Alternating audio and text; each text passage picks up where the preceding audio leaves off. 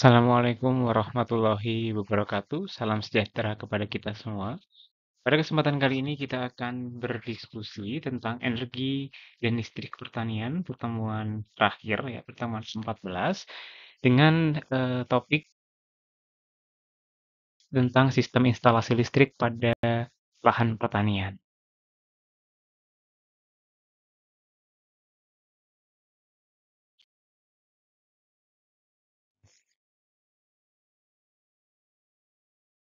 Sebuah pertanian yang terintegrasi, di mana sistem terintegrasi antara produksi, pengolahan hasil pertanian, serta peternakan pada suatu area, itu akan menuntut suatu instalasi listrik yang memadai.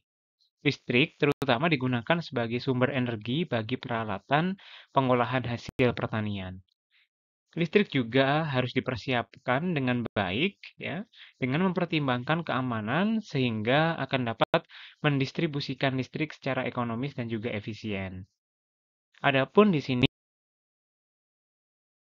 untuk untuk sistem penyaluran dan pemasangan instalasi listrik di Indonesia telah diatur oleh Peraturan Umum Instalasi Listrik atau PUIL ya, PUIL, yang mana telah disahkan dan diterbitkan pada tahun 1977 dan kemudian mengalami perubahan atau amandemen pada tahun 1987, tahun 2000, dan yang terakhir adalah pada tahun 2016, di mana di dalamnya memuat beberapa poin penting, antara lain melindungi manusia terhadap bahaya sentuhan dan juga kejutan arus listrik, keamanan instalasi dan peralatan listrik, menjaga gedung serta isinya dari bahaya kebakaran akibat gangguan listrik, dan juga menjaga ketenagaan listrik yang aman dan juga efisien.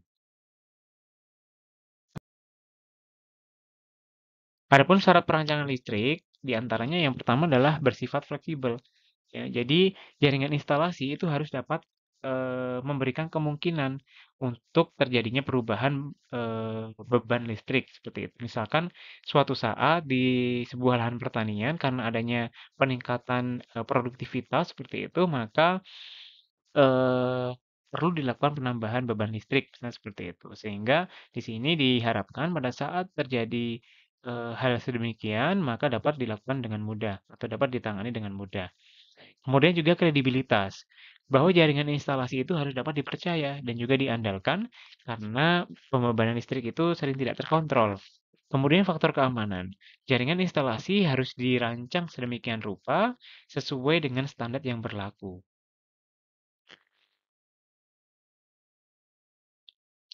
Untuk prosedur instalasi listrik sendiri, ada beberapa hal ya, yang ada 4 hal yang perlu diperhatikan. Yang pertama adalah menentukan beban permintaan dari masing-masing bangunan atau area servis.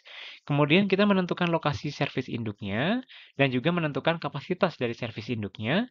Dan yang terakhir, menentukan ukuran atau tipe konduktor dari titik sentral distribusi ke bangunan-bangunan. Nah, di sini dapat dilihat penentuan beban permintaan. Untuk menentukan total beban terhubung, yakni beban permintaan maksimum, yang pertama adalah membuat daftar beban yang telah ada dan yang akan diantisipasi. Hal yang berkaitan dengan hal ini yakni beban besar atau dari peralatan yang tidak dipindahkan. Maksudnya adalah peralatan yang lebih dari 1500 watt harus pada beban penuh dari motor terbesar, kemudian dikalikan dengan 125%. Outlet untuk peralatan-peralatan yang tidak tercantum pada beban besar, yakni beban dengan arus kurang dari 0,75 ampere. Kemudian outlet untuk lampu penerangan. Selanjutnya, beban permintaan ditentukan dengan cara sebagai berikut. Untuk menentukan arus beban-beban tetap atau sering yang digunakan, kemudian tentukan arus motor listrik yang paling besar, kemudian dikalikan dengan 125%. Kemudian memilih yang paling besar dari A itu adalah poin pertama, B itu poin kedua, atau 60 ampere. Kemudian menentukan arus beban-beban tidak tetap yang kurang dari 60 ampere, kemudian dikalikan dengan 50%, ya D itu adalah poin keempat dari ini, dikalikan dengan 50%. Kemudian menentukan beban-beban yang tidak termasuk pada beban di atas, kemudian dikalikan dengan 25%. Yang terakhir adalah menjumlahkan C itu adalah poin ketiga, kemudian E poin kelima, dan F itu poin keenam. Ya, jadi kita menjumlahkan C, E, dan F.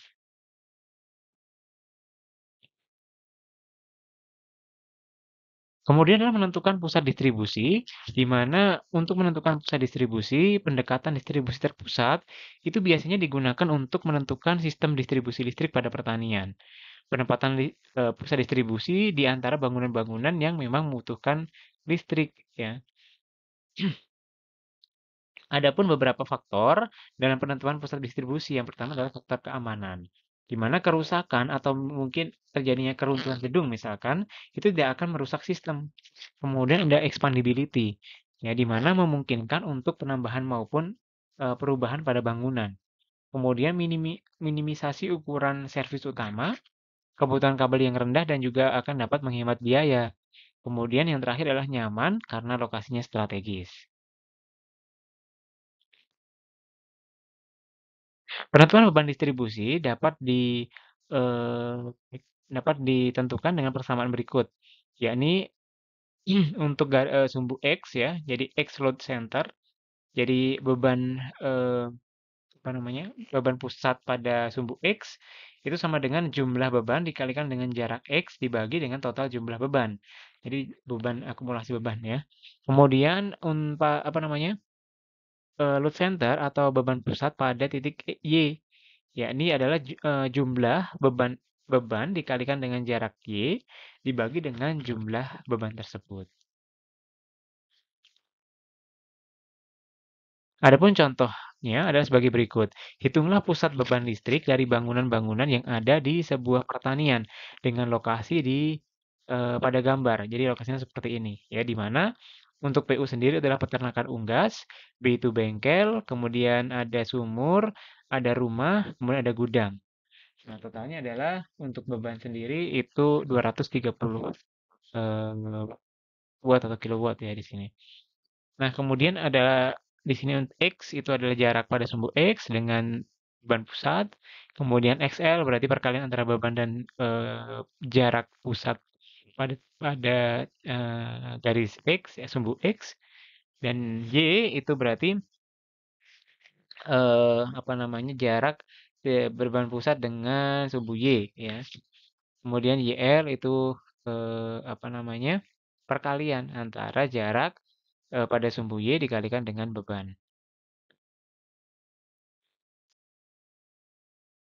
Nah, kemudian setelah dihitung, ya, didapatkan beban optimum, ya, pusat beban optimum pada koordinat 46 meter dan 39 meter seperti itu, ya. Tadi sudah dihitung apa namanya, sigma Li XI-nya adalah 10.475 dan total atau jumlah keseluruhan dari beban listriknya adalah 230 sehingga didapatkan 46 meter. Dan sebaliknya untuk garis atau sumbu Y. Nah, selain hal itu juga yang perlu diperhatikan adalah topografi, kemudian maksudnya adalah tidak ada pepohonan, ya, di area load centernya, kemudian juga jalan dan hal-hal lain yang mungkin dapat mempengaruhi, ya. Kemudian untuk kapasitas servis induk sendiri, di sini kapasitas minimum dari servis utama ini ditentukan berdasarkan faktor permintaannya seperti pada tabel berikut, ya. Jadi di sini untuk tempat tinggal sendiri itu faktor permintaannya 100%. Kemudian ada beban-beban lain, yakni beban bangunan terbesar itu 100%, beban bangunan terbesar kedua 75%, beban terbesar ketiga 65%, dan sisa bahan lainnya adalah 50%.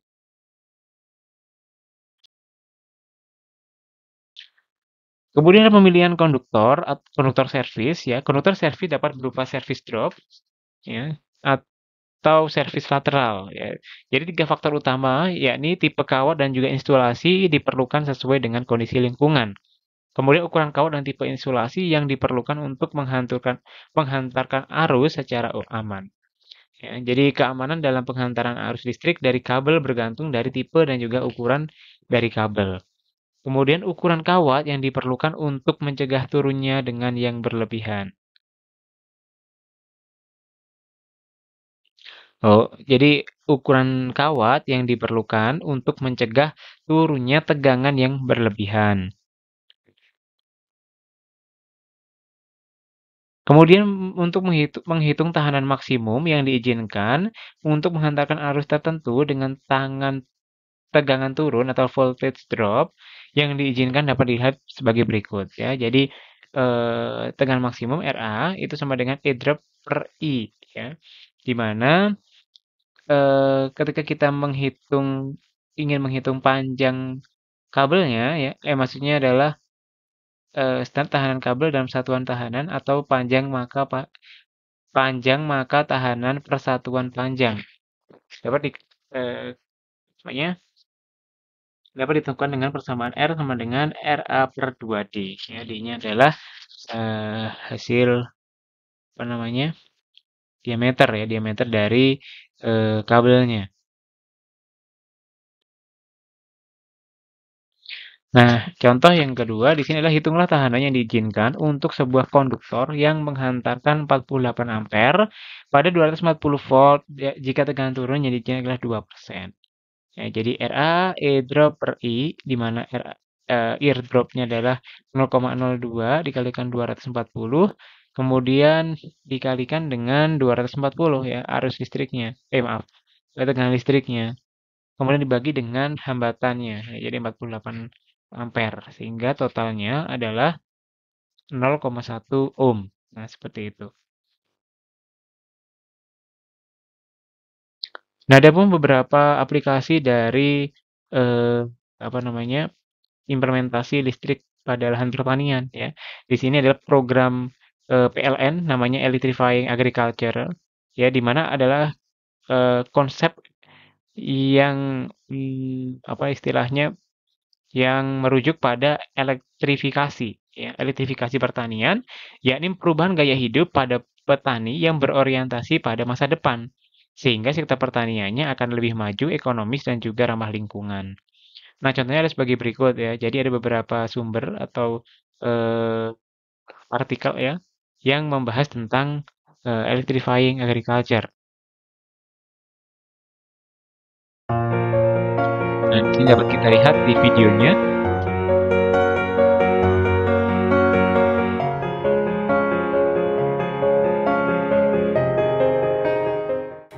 Kalau listrik adalah yang jelas dari kami itu adalah lebih ringan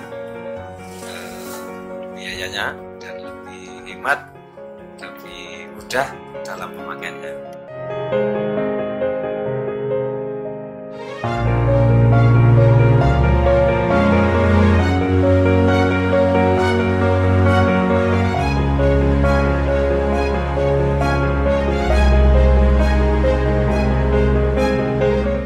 Diesel biayanya sekitar 1 bulan itu 35 juta. Sekarang setelah pakai listrik habisnya sekitar 10 sampai 15 juta. Sangat hemat.